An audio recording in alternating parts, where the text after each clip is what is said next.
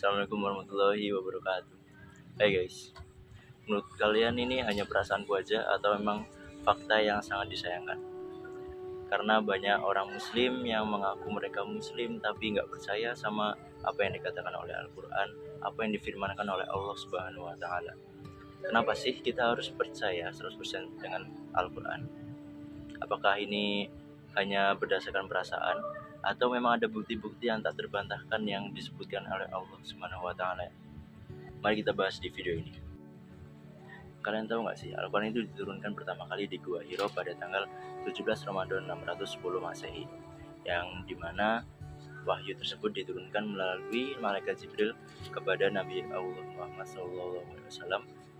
Al-Quran ini diturunkan selama 22 tahun 2 bulan 22 hari. Dan ayat pertama yang diturunkan adalah Al-Alaq ayat 1 sampai 5 yang berbunyi A'udzubillahi minasyaitonir rajim. Bismillahirrahmanirrahim. Iqra bismi rabbikal ladzi khalaq. Khalaqal insana min 'alaq. Iqra wa rabbukal akram. Alladzi 'allama bil qalam. 'Allamal insana ma lam ya'lam. Setelah mengenal Al-Quran lebih dalam dan mengetahui asal-usul Al-Quran, kita akan membahas dua pembuktian yang dapat kita pikirkan secara sederhana.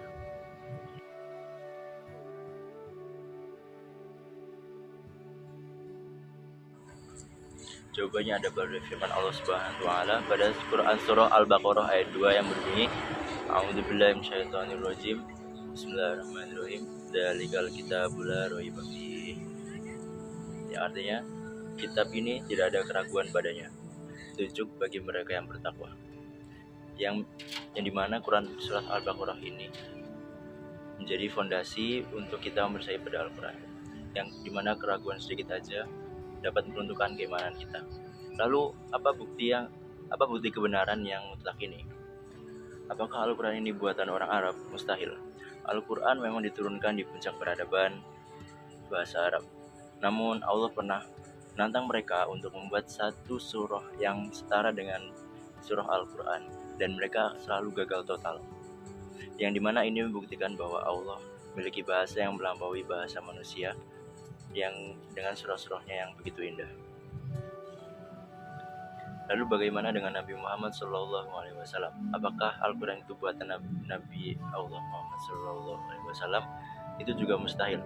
Jika Al-Quran memang karangan Nabi Muhammad, maka hadis dan Al-Quran akan memiliki bahasa yang sangat identik. Faktanya, gaya bahasa keduanya sangatlah berbeda, dan Nabi Muhammad tidak mungkin mampu memasukkan keduanya dengan gaya bahasa yang sedemikian rupa. Dari dua bukti tadi yang kita pikirkan secara logis, kita dapat menyimpulkan bahwa Al-Quran itu adalah kalamullah atau perkataan Allah Subhanahu wa Ta'ala. Al-Quran adalah wahyu murni dari Allah, bukan ciptaan manusia maupun ciptaan Nabi Muhammad.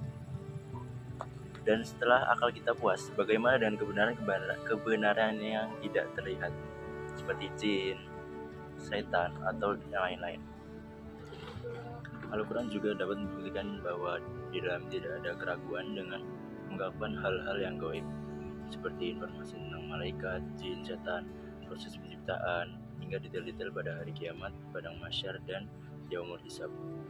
Ini adalah kebenaran yang tidak dapat kita lihat secara langsung, namun harus kita yakini dalam hati. Keyakinan inilah yang menjadi penggerak kita dalam kehidupan sehari-hari. Orang yang meyakini yaumul hisab atau hari perhitungan tidak akan menjalani hidup sembarangan. Mereka pasti akan memperbanyak melakukan hal-hal yang baik dan menjauhi larangan-larangan dari Allah Subhanahu wa Ta'ala, karena semua akan diberitakan pada hari akhir kelak. Karena yakin dengan kebenaran dalam Al-Quran dan hari akhir, setiap muslim akan hidup dengan berhati-hati. Orang tersebut akan fokus pada sesuatu yang wajib seperti sholat, menuntut ilmu, dan lain-lain, dan sunnah-sunnah yang diajarkan oleh Nabi Muhammad SAW, serta menjauhi sesuatu yang haram dan seluruh apa yang dilarang oleh Allah Subhanahu wa Ta'ala.